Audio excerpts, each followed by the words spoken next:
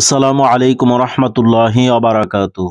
প্রিয় দর্শক, আজকে আমি 5টি বিশেষ গুরুত্বপূর্ণ ফজিলতপূর্ণ আমল আপনাদেরকে জানিয়ে দিব। যেই 5টি আমল করলে আল্লাহ রাব্বুল আলামিন আপনাকে 5টি উপকার দান করবেন, 5টি ফজিলত লাভ করবেন।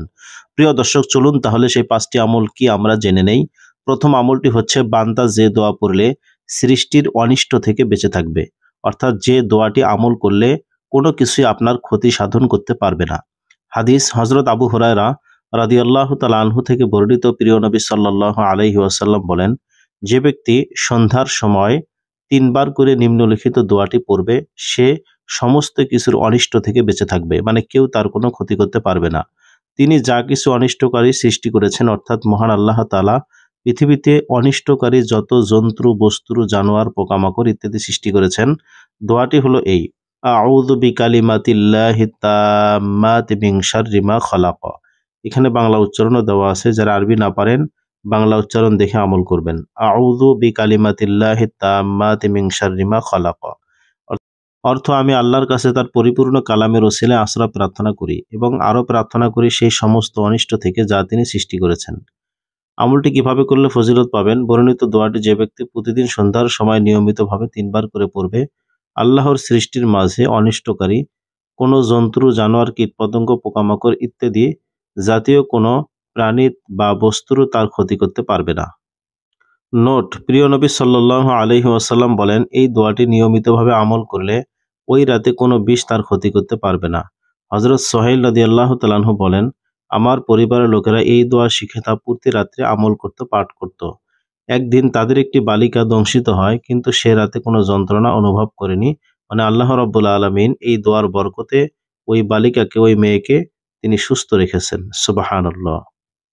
প্রিয় দর্শক শ্রোতা, দ্বিতীয় আমলটি হচ্ছে, যে দোয়া পড়লে মাথা ব্যথা দূর হয়ে যাবে। যাদের প্রচন্ড মাথা ব্যথা রয়েছে, তারা যদি এই দোয়াটি আমল করেন, আল্লাহ রাব্বুল আলামিন এই দোয়ার বরকতে আপনার মাথা ব্যথা, মাথার বেদনা দূর করে দেবেন।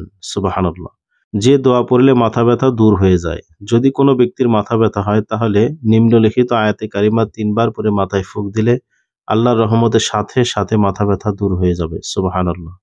দোয়াটি হলো এই: লা ইউসাদ্দাউনা আনহা ওয়ালা ইউনজিফুন। বাংলা উচ্চারণ: লা ইউসাদ্দাউনা আনহা ওয়ালা ইউনজিফুন। অর্থ, সেই সুরাপানে তাহাদের শিরপীড়া হইবে না, তাহারা জ্ঞান হারাও হইবে না। আমলটি কিভাবে করবেন? কোনো ব্যক্তির যদি মাথা ব্যথা ওঠে, তাহলে বর্ণিত আয়াতে কারিমা 3 বার করে শুদ্ধ করে পড়ে মাথায় ফুঁক দিলেই অবশ্যই আল্লাহর রহমতে তার মাথা ব্যথা দূর হয়ে যাবে। সুবহানাল্লাহ। প্রিয় দর্শক, এরপরে 3 নম্বর আমলটি হচ্ছে, যে দোয়াটি রাসূল সাল্লাল্লাহু আলাইহি সাল্লাম নিজে আমল করতেন। নিদ্রা যাওয়ার সময় যে দোয়া পড়বেন। হাদিস হযরত হুযায়ফা ইবনুল ইয়ামান রাদিয়াল্লাহু তাআলা আনহু থেকে বর্ণিত, প্রিয় নবী সাল্লাল্লাহু আলাইহি ওয়াসাল্লাম যখন নিদ্রা যাওয়ার ইচ্ছা করতেন, মানে যখন তিনি ঘুমাতে যাওয়ার ইচ্ছা করতেন, তখন নিম্নলিখিত এই দোয়াটি পড়তেন। দোয়াটি হলো এই: আল্লাহুম্মা বিইসমিকা আমুতু ওয়া আহইয়া। খুবই ছোট্ট একটি দোয়া, বাংলা উচ্চারণও আছে, আল্লাহুম্মা বিইসমিকা আমুতু ওয়া আহইয়া। অর্থ, হে আল্লাহ, আমি তোমার নামে মরি এবং বাঁচি। আমলটি কিভাবে করবেন? বর্ণিত দোয়াটি প্রিয় নবী সাল্লাল্লাহু আলাইহি সাল্লাম যখন ঘুমাইবার জন্য ইচ্ছা করতেন, তখন তিনি পড়তেন। সুতরাং এই দোয়াটি আমাদের সকলের ঘুমাইবার আগে পড়া উচিত, এতে বিরাট ফায়দা রয়েছে। প্রিয় দর্শক, 4 নম্বর দোয়াটি হলো, যে দোয়াটি রাসূল সাল্লাল্লাহু আলাইহি ওয়াসাল্লাম নিজে আমল করতেন। নিদ্রা থেকে জেগে উঠে যে দোয়া পড়বেন। প্রিয় নবী সাল্লাল্লাহু আলাইহি ওয়াসাল্লাম যখন ঘুম থেকে উঠতেন, তখন তিনি নিম্নলিখিত দোয়াটি পড়তেন।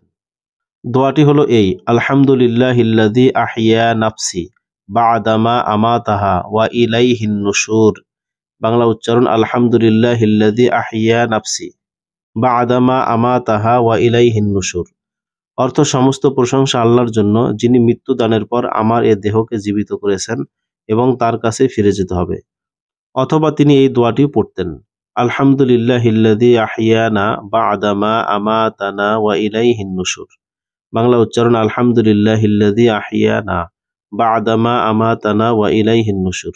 আমলটি কিভাবে করলে ফজিলত পাবেন? বর্ণিত দোয়াটি নবী করিম সাল্লাল্লাহু আলাইহি সাল্লাম ঘুম থেকে ওঠার পর পড়তেন।